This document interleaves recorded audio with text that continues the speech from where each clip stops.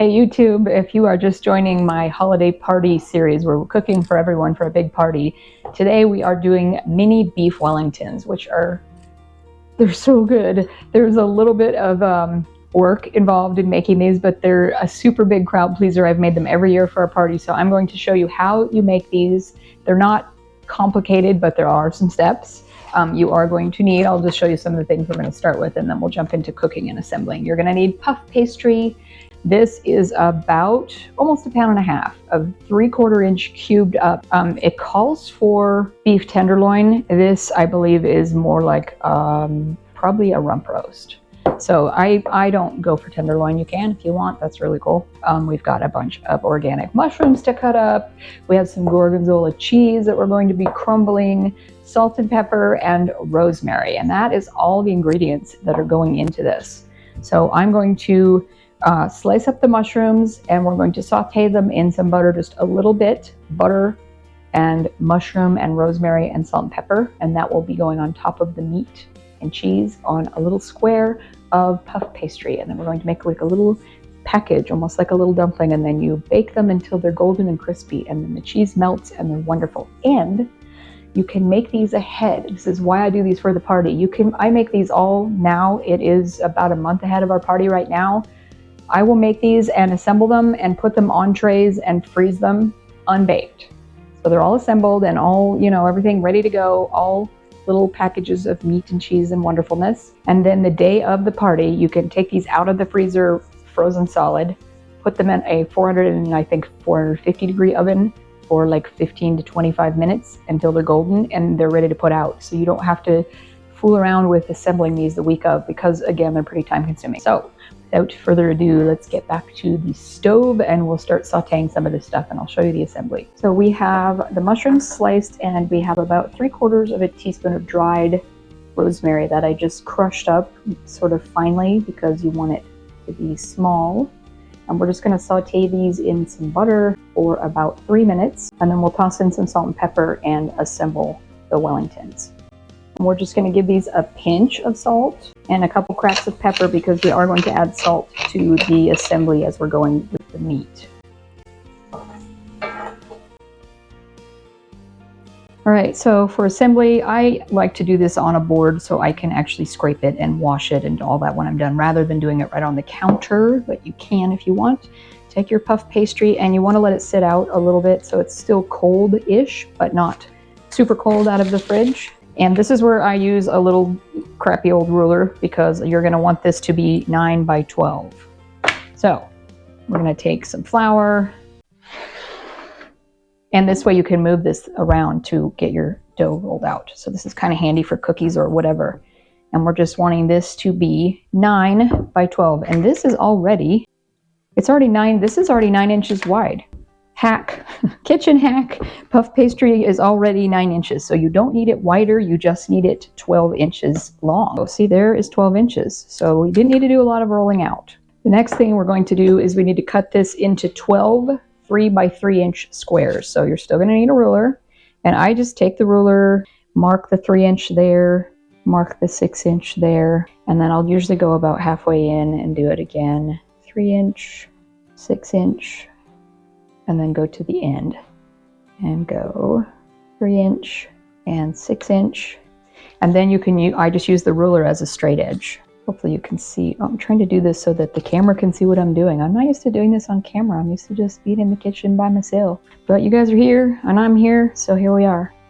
And then we just cut, hopefully as close to along those lines. And you can see I missed those a little bit, but I'm not super picky about it. And if you have like a pizza cutter, which I do, I'm just not using it, but if you have a pizza cutter, you could just roll right along here. So that, and then same thing, you're going to go along the edge this way. We're going to go along and do the same thing with 3 inch mark, 6 inch mark, and 9 inch mark there, and then at the end. And it just helps get a little bit more square when you're doing dough. I'll show you how you do this with a roller. It's probably a lot easier, so just roll it. Yeah, there you go. Roll it right along that line. 1, 2, 3. All right, this is really the fun part where you're assembling, and this is where it will get time consuming if you're making a lot of these. So you have a 3 by 3 inch square of puff pastry, and these are cubed. For the meat, I tried to make 3/4 inch cubes, so roughly like that, basically like a little bite size. And you're gonna start and just put one in the middle of that. You're gonna just sprinkle a pinch of salt. I use kosher. And the cheese, I'm using gorgonzola. You could use blue cheese, you could use feta. I mean, you could kind of go whatever way you want with the cheese, and you just kind of pile a little bit of cheese on top, and then I find a perfect slice of mushroom and rosemary and put it right on top. And then you just continue until you have all of them stacked. And some of these, if the meat, because if you're cutting up a roast, sometimes you might find pieces that don't, they don't cube perfectly unless you're trimming a lot off and wasting, and I don't like to waste any. So if I find some that aren't able to be 3/4 of an inch thick, I'll put, I'll try and make a couple of pieces that can go together to make that bite match, so you're matching the volume of these other ones. And you can, if you had some help, you could do this in kind of a little assembly line if you were making a bunch. But again, if you followed my video, which I will link up here, talking about how I plan my menus, I'll probably make 50 of these, which in the grand scheme of things is not a ton when we have 60 plus guests coming. But we've learned over the years that if you have 61 guests and 50 of these, you won't have any left, but you won't have people that are leaving hungry. And then we just take a little bit of cheese on each one. And I've done this in the past with, usually I do it with feta. But honestly, I find that feta has such a high melting point. It seems to not be melty. Like feta if you've ever cooked with feta, it seems like it doesn't melt. And these are only going to go in the oven for about 15 minutes. You're basically just cooking the meat and, melting the cheese and browning the puff pastry. So if you have feta in there, sometimes to me, I'd like to have a cheese that might melt a little better, where you get kind of a saucier cheese feel. So then we're going to take the mushrooms and get them on each one. All right, what I have made now to seal these up with is a tablespoon of water and 1 egg beaten together, and it's just a basic egg wash. And what you're going to do with this is go around the edges of each one of these, because this is where they're going to adhere to themselves so that you can make these into a little package. And I do these one at a time just because. You just grab the opposite corners from each other, pull them up over, and you can stretch them because they probably won't immediately reach. Stretch them and pinch, and you're adhering that egg, the dough and the egg, to each other. And then I just kind of fold that over and then bring these other 2 sides up and pinch everything together like that. And if you've got enough egg wash on there, that won't come apart in the oven. Some of them will, they'll crack open, but they're still going to be delicious. And also in between each one, make sure that your hands are not sticky from the prior dough, because you'll end up with the dough sticking to your hand more than sticking to itself. So pinch, they kind of stick. If you have any of this egg wash on your hands, which you will, you're going to end up with some sticking. And just kind of pinch. Mainly you just want to make sure that you've got a good seal on that little top pinch, just so they don't come apart. All right, these are all packaged up and pinched together, and all I'm going to do next is put them on a baking sheet with a silicone liner. You can do parchment, whatever works for you. So you can guess that 1 puff pastry sheet makes 12 of these. I need 50, so I'm going to be here for a while. And like that, if you're making these ahead for a party, this is done. These are going in the freezer like this, and I'll freeze them very solid on the tray, and then they can literally go in a Ziploc bag and they can wait for the party. And then you can put them back on a tray and throw them in the oven at 450 for 15 to 30 minutes, depending on how crusty brown they get. But I am going to bake a couple of these just so you can see how beautiful they are. Just for you. And then I'm having these for lunch, maybe. Also, if you want to make these fresh and just have them for like a quick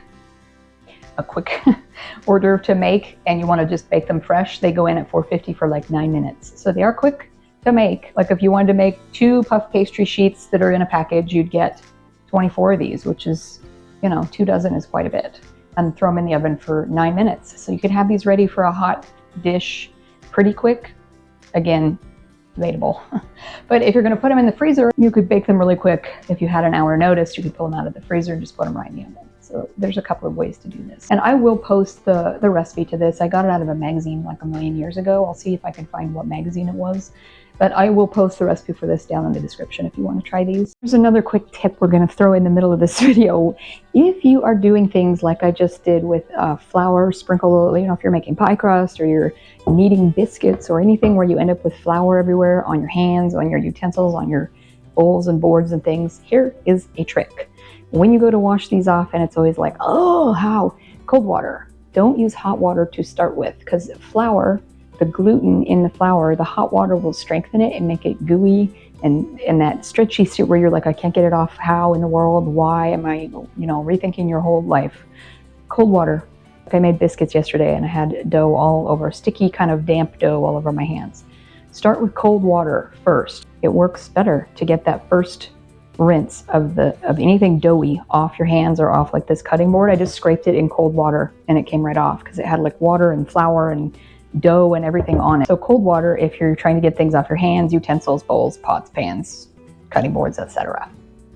And those look beautiful. Look how gorgeous these are. And none of them really popped open, and they're just perfect. So you could serve those hot out of the oven as just a little finger food hors d'oeuvre. And there you have it. Beautiful little beef Wellingtons with a bite of beef, some gorgonzola cheese, mushroom, and rosemary inside. Hope this inspires you to try these for your next party. They're a lot of fun to make and they're really impressive to serve. Thanks for watching. We'll see you in the next video.